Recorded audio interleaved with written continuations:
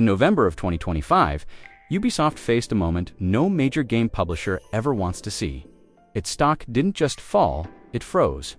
The company requested a suspension of trading on the Paris exchange, leaving its ticker stuck in place like a character locked in a glitch. For American investors, the number was especially brutal. The Ubisoft ADR flatlined at $1.54, a price so low it looked more like a mobile game microtransaction than the value of a global studio. And before we go any further, let's clear something up. Yes, Ubisoft is a French company, not American, not Canadian. French headquartered just outside Paris, a fact that somehow slipped past millions of gamers while they were busy climbing towers. But that detail matters, because Ubisoft's true stock trades in euros, and those numbers tell the real story. At its peak in 2018, Ubisoft shares traded for around 100 euros. The company was on top of the world. Assassin's Creed was a cultural phenomenon. Far Cry was a powerhouse.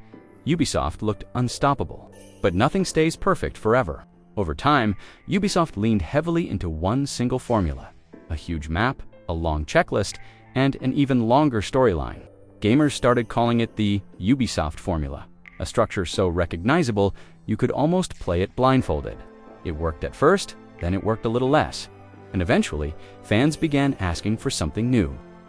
But Ubisoft just kept giving them the same old thing, but with more icons. Then came the scandals. In 2020, employees across several studios reported serious issues with toxic leadership. Executives resigned and public statements were made, but inside the company, many employees said the culture didn't really change. Morale fell and talent left. In an industry built on creativity, losing talent is like losing oxygen. The projects started showing the strain. Skull and Bones became a legend for all the wrong reasons. Delayed again and again until its release schedule looked more like a fossil record. Other games were rebooted or canceled.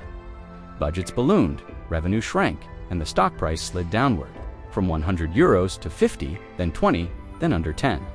By late 2025, the shares were hovering around 6 euros, a far cry from their former glory, and then came November 14th.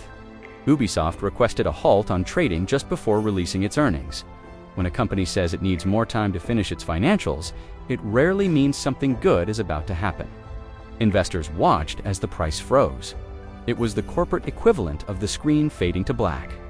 The downfall of Ubisoft wasn't one mistake. It was a long chain of decisions, delays, and cultural failures that drained the company's momentum. Is Ubisoft finished?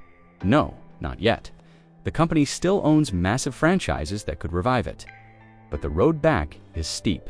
Trading halts are reserved for moments when a company must stop everything and assess the damage. And that's exactly where Ubisoft found itself. A French gaming giant once valued at billions, now frozen at a price that barely surpasses a fast food combo. If you like this video, be sure to subscribe and like for more. This has been AI Mini Docs. Thanks for watching, and we'll see you in the next one.